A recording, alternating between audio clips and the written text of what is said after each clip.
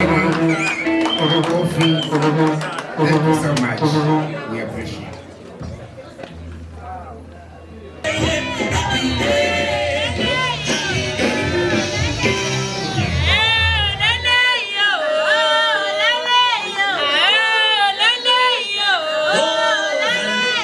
This is the question that I understand the Happiness Club is grappling with. Because ultimately, happiness comes from within.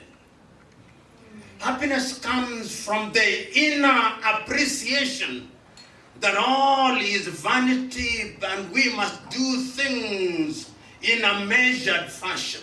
Once again, it is the great Mahatma Gandhi who famously said that in the world there is enough for everyone's needs, but not enough for everyone's greed. So one of the things that I hope the Happiness Club will do is to persuade many Africans and many Kenyans who are involved in this constant primitive acquisition of things. You know, there used to be a time in the world when if you talked about whether a country is happy or not, you would ask yourself the gross domestic product, the GDP. That used to be the measure. So Kenya has a GDP of 110 billion United States dollars and a per capita income, say, of 2,000 United States dollars. But what that means is that you take the 10 million that is owned by the good deputy governor here and divide it by all of us, and you assume that all of us are enjoying it equally, which is a fallacy. We are all suffering. The man is enjoying, then we say our GDP has gone up. So we now know that when we talk about happiness, when we talk about a nation, the happiness of a nation cannot and must never be measured on the basis of statistics. Statistics are beautiful and we enjoy them and they send a story, but they do not change our lives.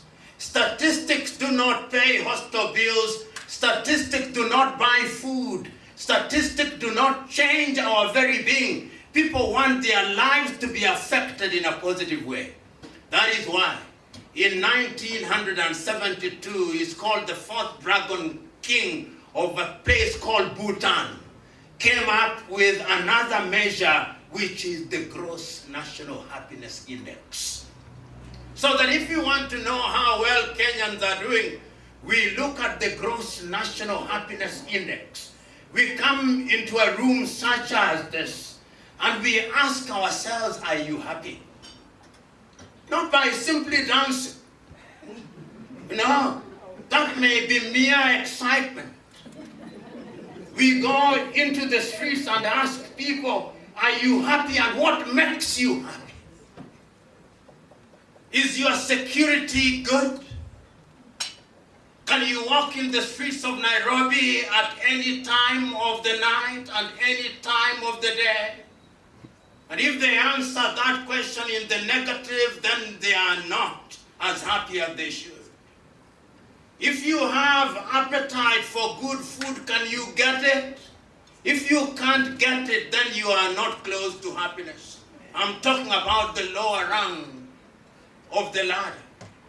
Then when you go to the middle class, who think they are happy, and you go to the estates where they are living, and they have marooned themselves with stone walls and broken bottles, and they have panic buttons in their bedrooms, and they have watchmen and dogs, and you ask them, are you happy? They'll say they are happy, but they are worried. That is what we are talking about.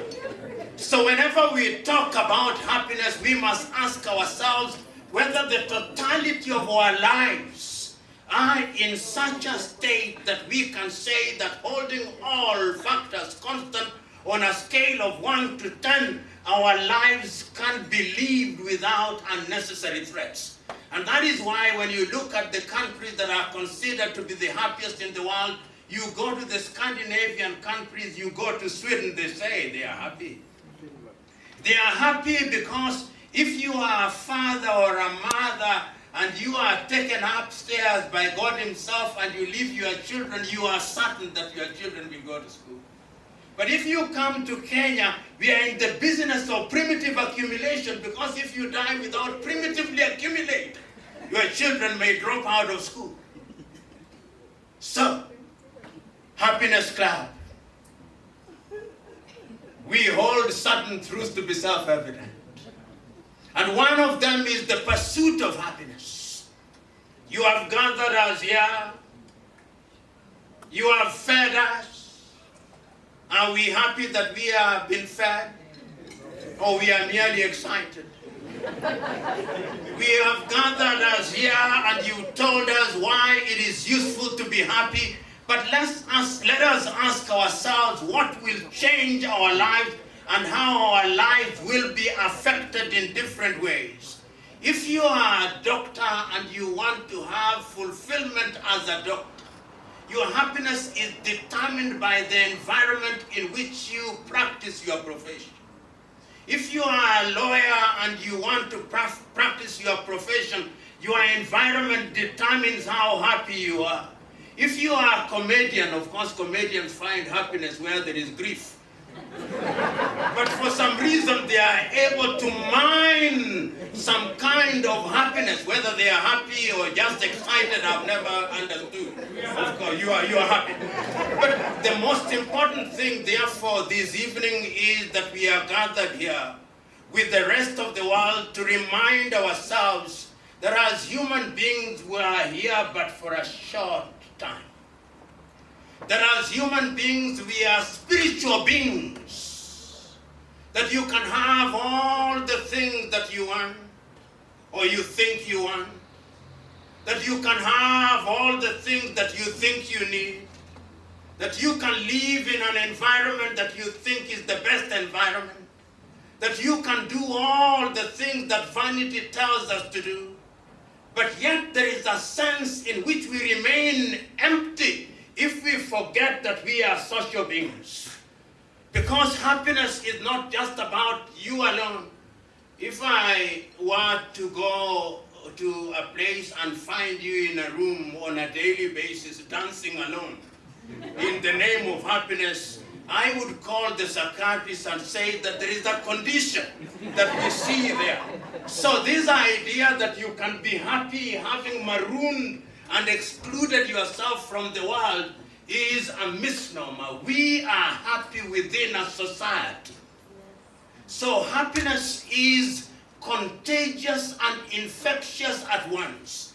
Have you ever gone into a room and kuna watu ambao wana nuksi?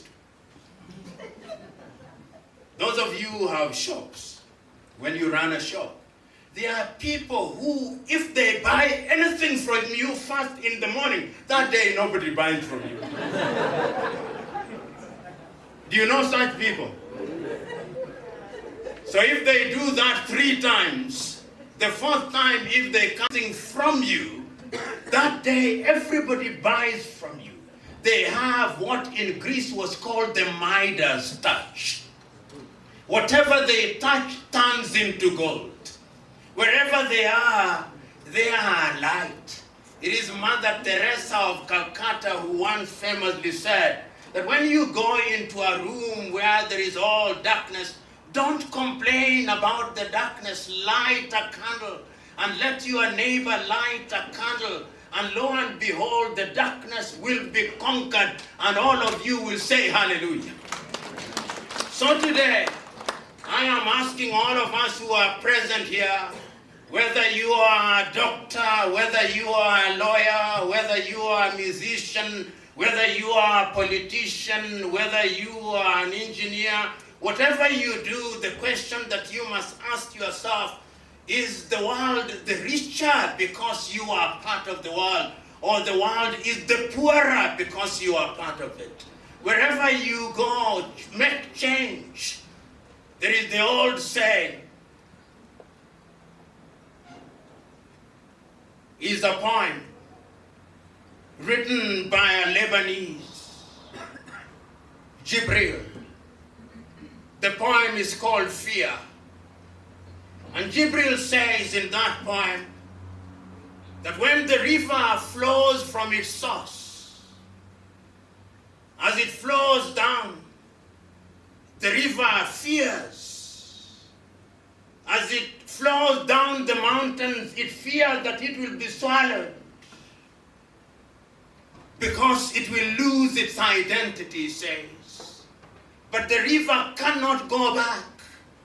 So the river keeps on flowing, ever closer and closer to the ocean, and ever worried that when I join the ocean, I'll be swallowed by the ocean.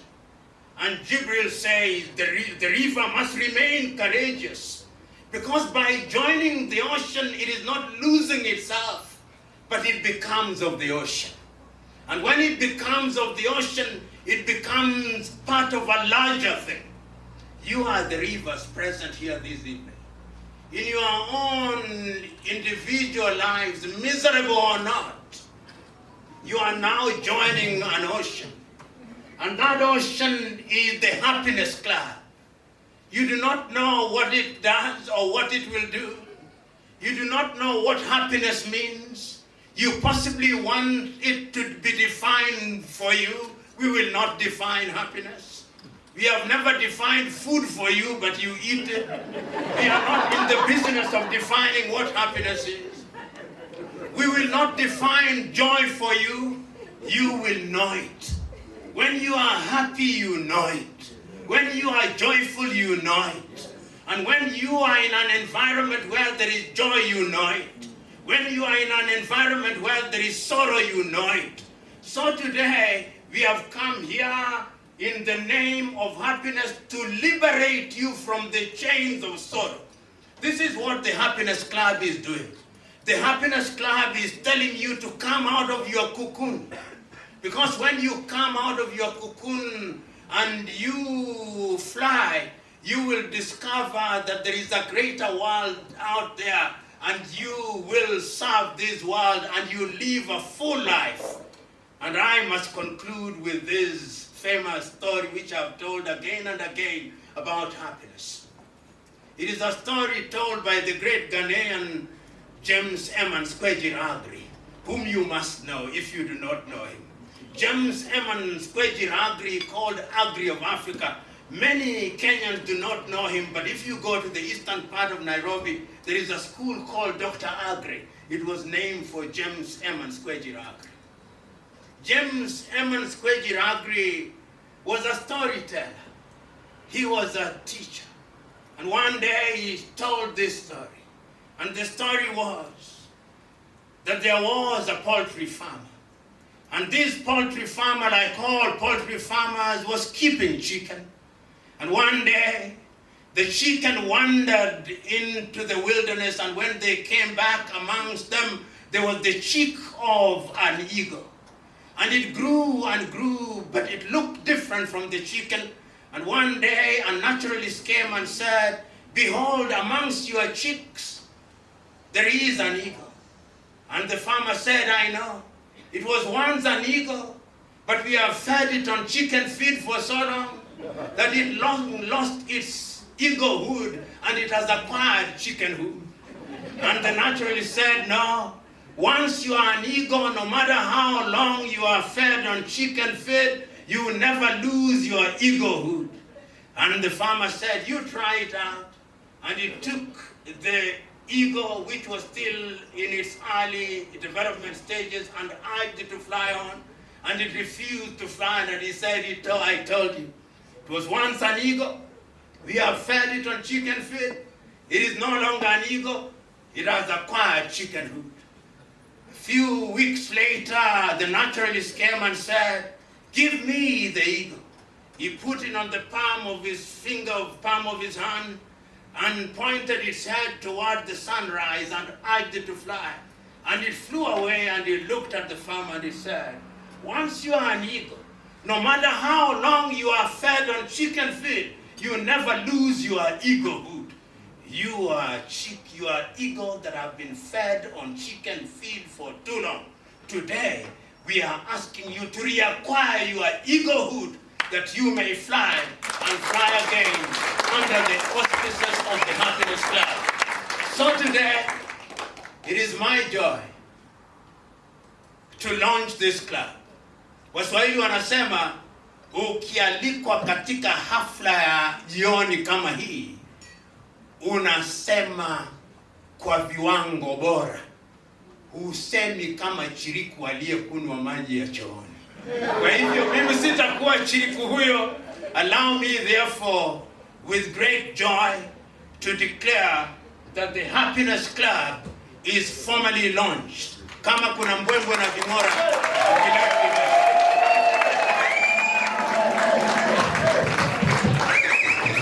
we are officially launching the Happiness Club of Kenya, courtesy of our chief guest P.L.O. Lumumba and our chairman.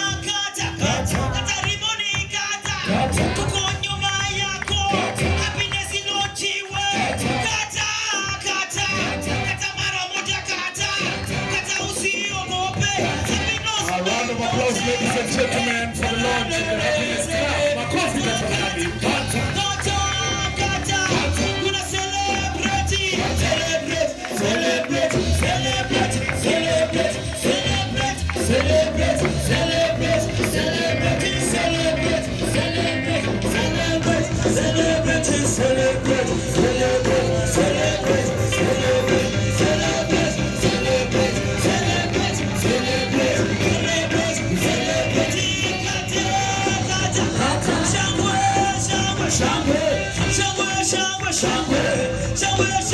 Shangwe,